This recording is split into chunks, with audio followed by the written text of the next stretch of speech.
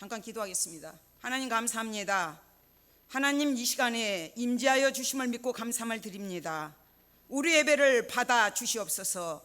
우리의 마음을 허투리는 잘못된 모든 것들을 제거하여 주시고 온전히 주님께만 집중하는 시간 되게 도와주시옵소서. 감사드리며 예수 그리스도의 이름으로 기도드립니다. 아멘. 우리가 자리에 앉아 주십시오. 우리가 우리 집에 어떤 손님이 오신다면 어떤 준비를 할까요? 오늘 내가 우리 교회에 대통령이 오신다면 어떤 준비를 할까요? 하나님이 오신다면 어떤 준비를 할까요? 우리의 마음 가운데 하나님이 오신다면 내가 어떤 자세로, 어떤 모습으로 서야 되며 어떤 자세로 맞이해야 할까요? 오늘 지금 본문은 지난주에 헤브론의 왕이었던 유다 왕이었던 다윗을 예루살렘으로 모셔오는 일이었죠. 그래서 정치적으로 가나안 7 족속 중에서 아무리 쫓아내지 못했던 여부수 족속을 다 몰아내고 유다 지파와 사울 지파, 그러니까 베냐민 지파와 다윗 지파가 속한 지파 간의 그 경계선에 어느 누구도 분쟁할 수 없는 그곳을 예루살렘을 중심으로 종교적으로 정치적으로 삼았죠.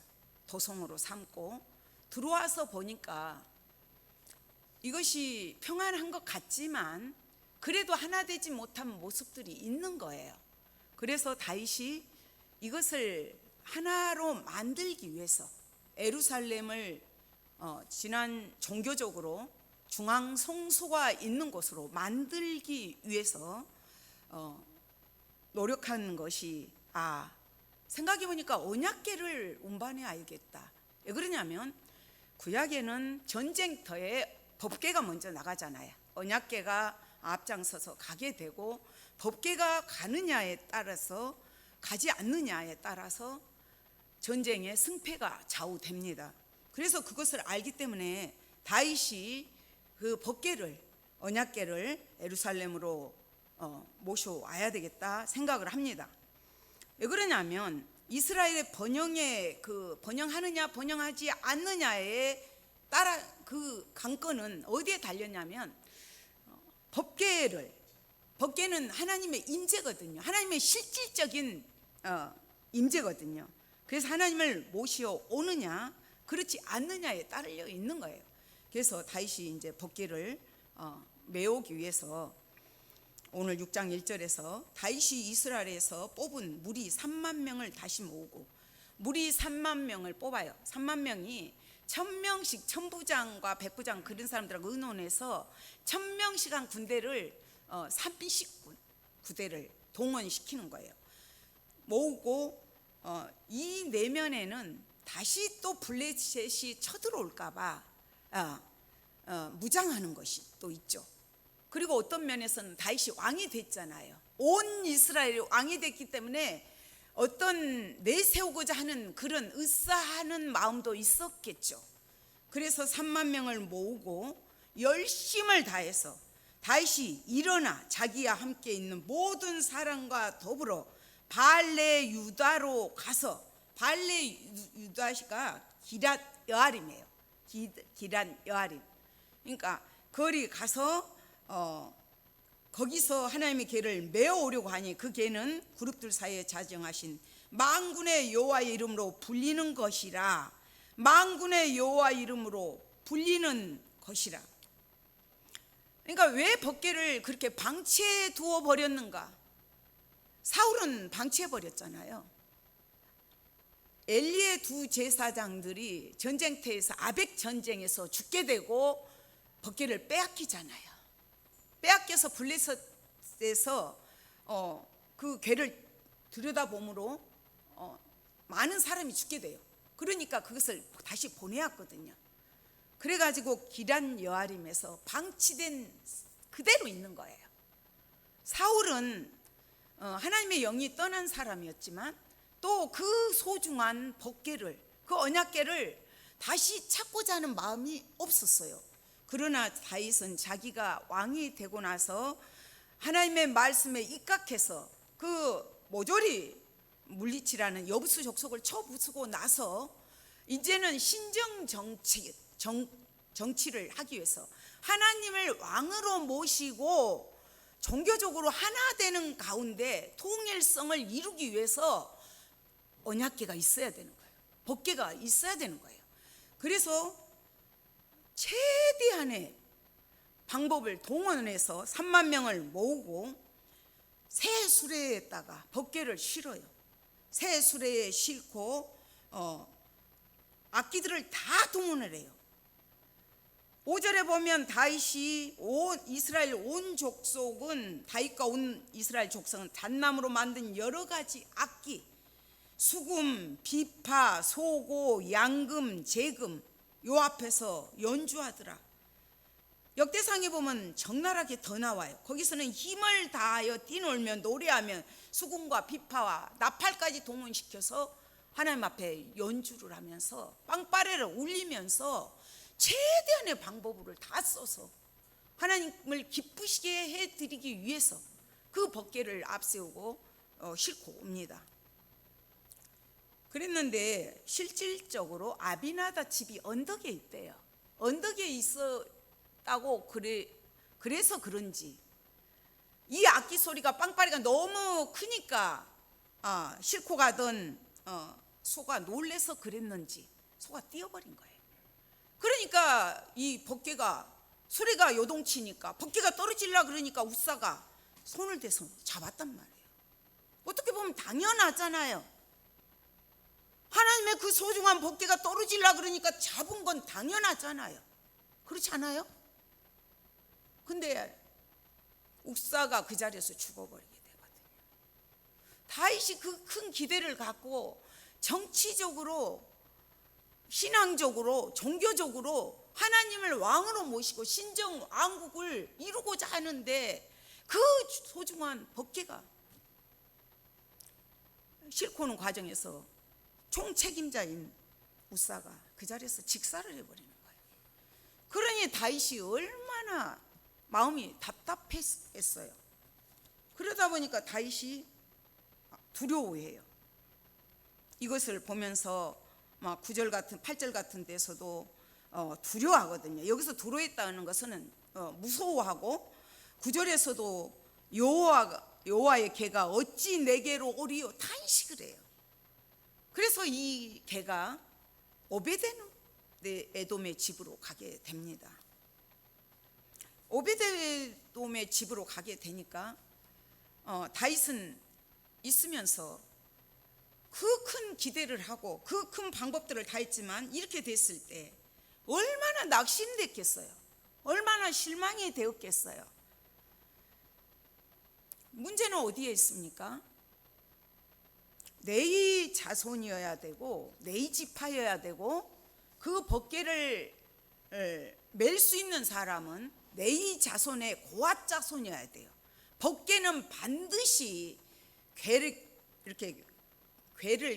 매가지고 이렇게 매게 돼 있어요. 고앗 자손만.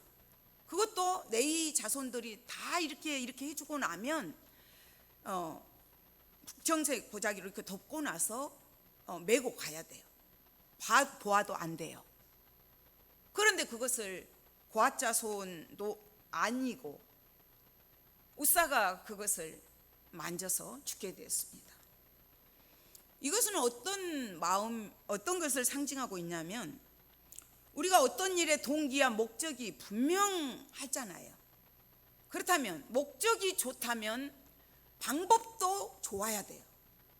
목적이 하나님의 일을 위해서 한다면 하나님의 말씀이 아니면 가감하게 잘라야 돼요. 내가 손해가 나더라도, 왕인 내가 채신머리가 없다 할지라도. 그러나 다윗은 최고의 것으로 거쳐서 하려고 했거든요. 그랬기 때문에 이 방법이 중요하는데 말씀이 아니면 안 했어야 돼요.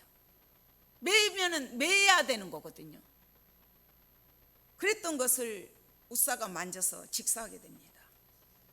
여기서 큰 교훈을 얻어야 됩니다. 우리는 하나님의 말씀을 내가 끌고 가려고 하잖아요.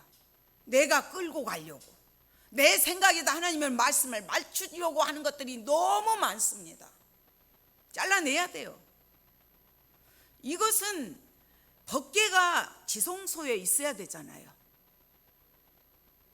그렇지만 지금 우사가 싫고 하는 수레에서도 거룩하신 하나님을 보면 직사해요. 죽어요. 하나님의 그 거룩은 어디로 가든지 우리가 그 거룩을 지켜야 되는 것을 말하고 있습니다. 그렇기 때문에 우리가 하나님의 말씀대로 가야 되는 것이죠. 그런데 1차는 실패를 했어요. 기대를 잔뜩 가지고 법궤를 실어 오려고 그 악기를 동원하고 다 했는데 실패를 해버렸습니다. 다시 얼마나 낙심을 했겠습니까? 그래서 이제 3개월 동안 있으면서 그가 이제 가만히 보니까 오벳에돔의 집이 복을 받는 거예요. 에돔은 네이 지파예요. 네이 지파였고 오벳에돔의 집에서 복을 받는 것을 보고는 역대상에 보면 그들이 뛰어나고 자손의 복도 받고 능력도 있는 그런 복들을 받게 됩니다.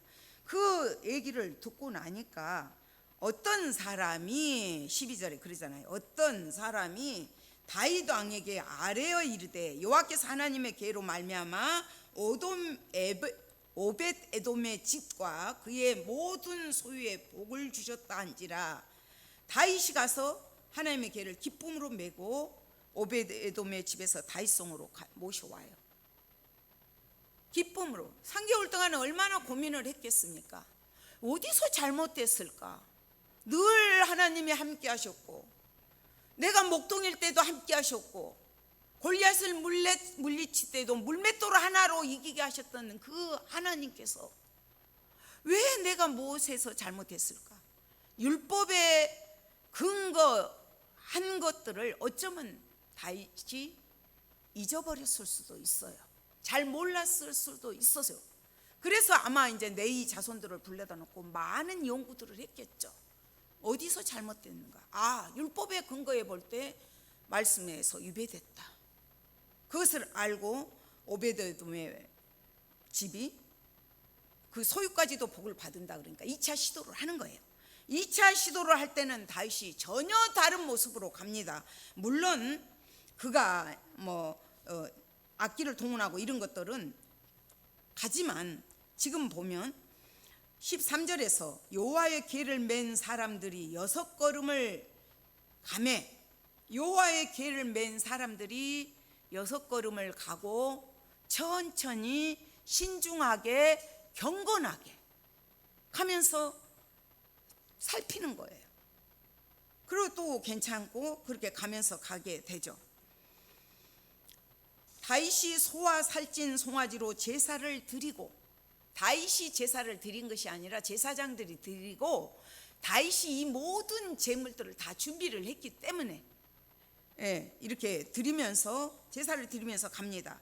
14절에 보면 다윗이 여호와 앞에서 힘을 다하여 춤을 추는데 그때 다윗이 배 에봇을 입었더라. 배 에봇을 입었더라. 그 왕복을 다 벗고 평복으로 입은 거예요. 평복으로. 그래서 다윗이 이렇게 춤을 추다 보니까 춤을 어떻게 췄는지, 평복을 입다 보면 이스라엘 올들은 옷은 통이잖아요. 뱅뱅 돌다 보니까 속옷이 보였겠죠. 그러니까 이제 미갈로부터 멸시도 당해요.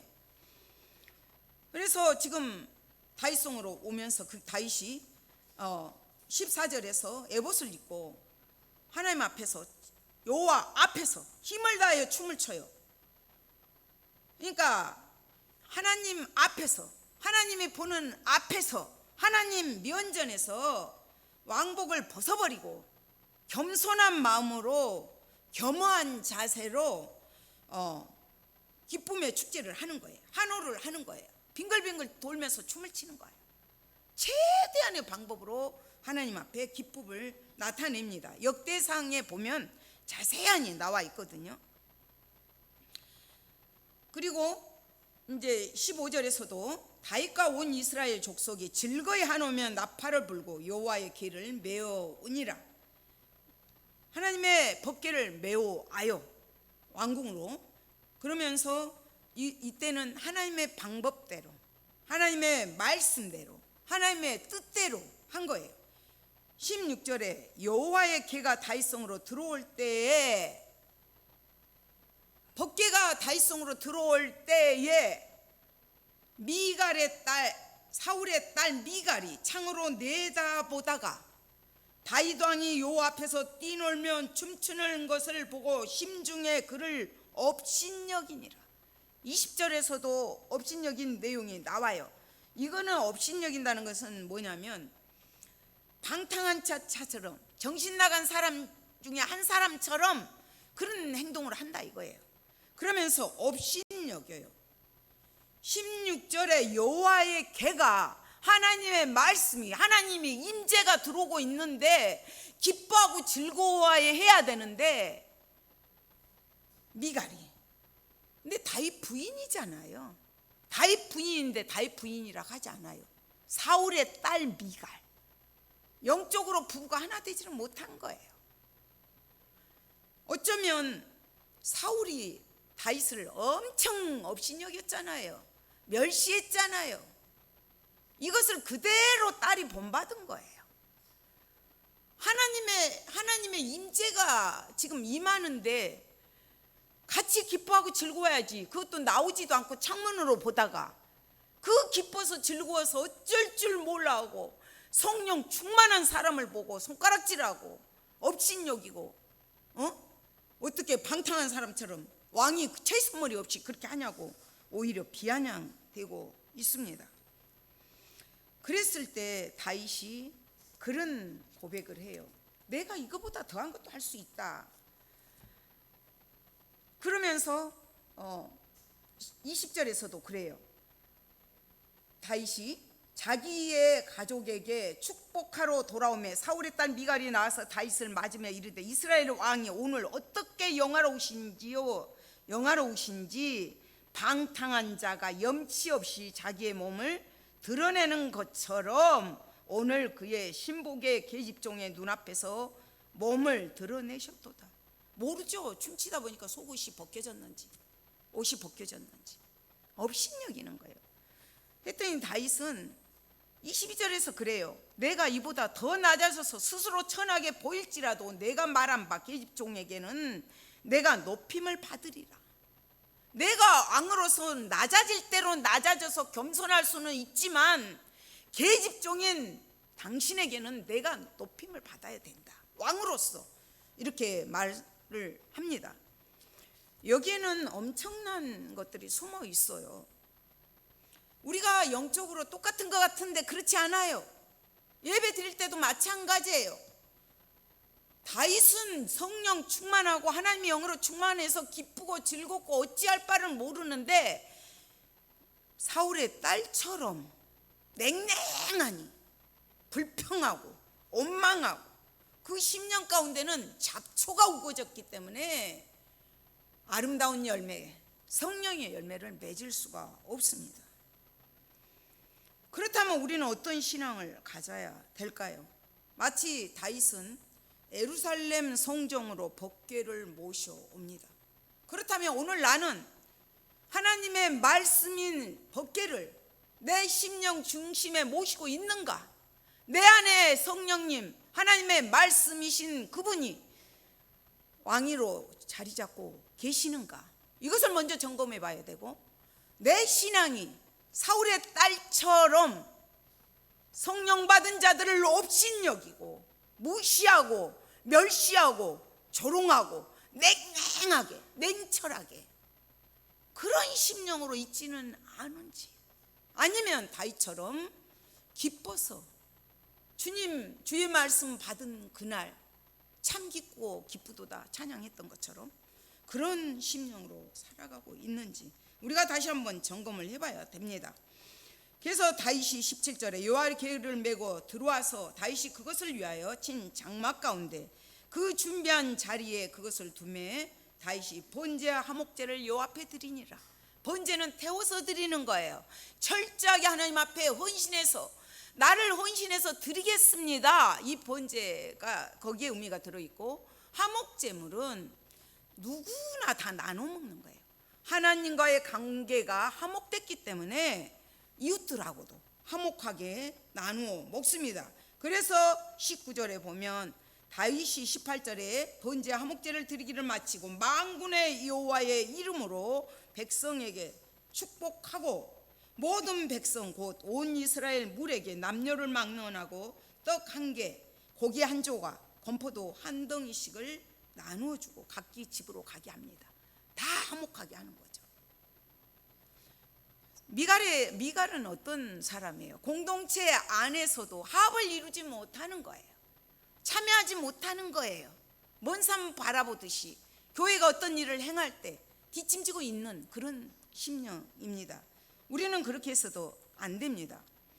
그렇다면 우리는 어떤 다윗의 모습을 배워야 될까요? 다윗은 1차에서는 실패했어요. 그러나 2차에서는 목동이었던 나를 높여주신 그 하나님 앞에 감사하면서 겸손하게 낮아져서 법궤를 모셔오게 됩니다. 시편 24편이 법궤가 들어올 때 다윗이 너무 좋아서 지은 찬송이에요. 이걸 찬송시라고도 하는데 메시아시라고도 합니다. 물론 여기서 오벳 에돔의 복을 받잖아요. 그 집이 복을 받고 오벳 에돔이 집을 받는 그것들은 앞으로 다윗이 이런 복들을 받을 것이 예표하기도 합니다. 예루살렘이 왜 그렇게 이제 소중하는가? 그것은 예수님께서 하나님의 나라 선포하는 곳이 그곳이에요. 예수님 예루살렘에서 우리 죄를 대신해서 십자가를 지시고 달려 죽으셨어요. 그 사역들을 하신 곳이 바로 예루살렘입니다. 시편 23편에 보면 하나님께 먼저 어떤 신앙을 가졌는가 다윗은 첫 번째 그런 고백을 해요. 땅과 거기에 충만한 것과 세계야 그 가운데 사는 자들은 다 여호와의 것이로다. 다 여호와의 것이다. 왜? 여호와께서 그 터를 바다 위에 세우셨고 강들 위에 건설하셨다. 하나님이 세우셨고 하나님이 건설하셨기 때문에 다 하나님 것입니다. 그래서 첫 번째 우리는 우리의 진정한 소유의 주인은 누군가? 나의 내 주인은 누구인가? 한번 이것을 알아야 돼요. 그리고 하나님을 향한 우리의 자세가 어떠해야 되는가? 내 마음대로 살아서는 안 되는 거죠. 너희가 성전인 것과 하나님의 성령이 너희 안에 거하시는 것을 알지 못하느냐? 우리는 하나님의 영이 거하기 때문에 성령으로 살아가야 합니다. 그분이 나의 소유자, 나의 생명, 나의 삶 모든 것들을 주관하고 계십니다. 두 번째는 시편 24편 3절에서 그래. 여호와의 산에 오를 자 누구며 그의 거룩한 곳에 설 자가 누구인가? 누가 거룩하신 하나님 앞에 나아가 설 수 있는가? 이스라엘 백성은 다 나갈 수가 있는 거죠. 오늘날 영적 이스라엘 백성들인 우리는 하나님 앞에 다 나가서 설 수 있습니다. 거룩한 산에 올라갈 수가 있고 설 수가 있습니다. 그렇다면 이것이 왜 중요한가? 이게 우리의 목표여야 돼요. 거룩한 산 예루살렘을 올라가야 되고 그 주님 앞에 서야 돼요. 이 땅의 예루살렘은 모형이죠. 영원한 도성 예루살렘이 우리의 목표고 목적이에요. 그것을 향하여 가는 것입니다. 그것이 또 왜 그렇게 소중한가?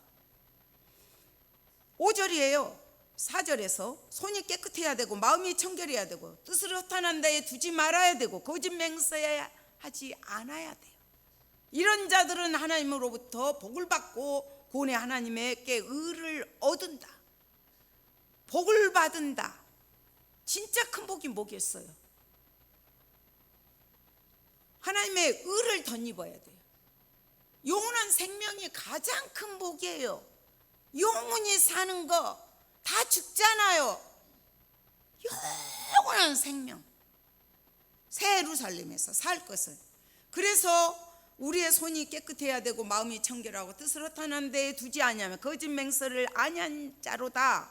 그런 자들이, 그런 자격을 갖춘 자들, 예수의 보혈로 회개하고 씻고 나온 자들, 그런 자들이 복을 받고 구원의 하나님의 의를 얻은다. 죽음의 사망에서 생명으로, 죄인에서 의인으로 예수님 때문에 우리는 옮겨진 자들입니다. 그래서 우리는 그런 자격을 갖춘 자들이죠.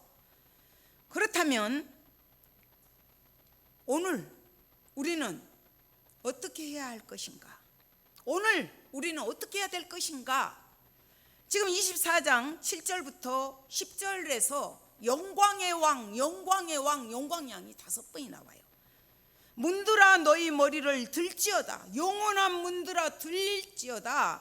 영광의 왕이 들어가시로다. 이스라엘 물이 옛날 우리 그 시골에서도 이렇게 들어올린 문 있잖아요. 들어올린 문, 이렇게 들어올린 문.